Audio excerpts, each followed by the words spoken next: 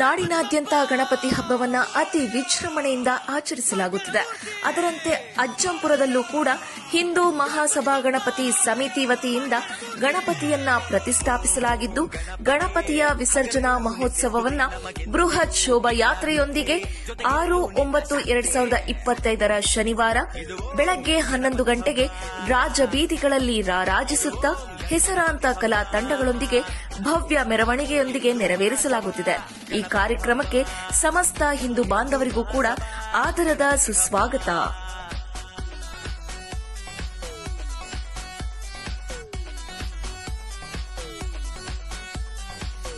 ಏರಿಯಾದಲ್ಲೂ ನೀನ್ ನೋಡು, ಕಾಣುವುದು ಗಣಪನ ಗೂಡು, ಗಲ್ಲಿ ಗಲ್ಲಿಯಲ್ಲೂ ನೋಡು, ಕೇಳುವುದು ಅವನದೇ ಹಾಡು. ಕಣ್ತೆರೆದು ನೀ ನೋಡು, ಇದು ಹಿಂದೂಗಳ ನಾಡು, ಸ್ನೇಹಕ್ಕೂ ಬಂದ ಸಮರಕ್ಕೂ ಸಿದ್ಧ, ಇದುವೇ ನಮ್ಮ ಮಲೆನಾಡು.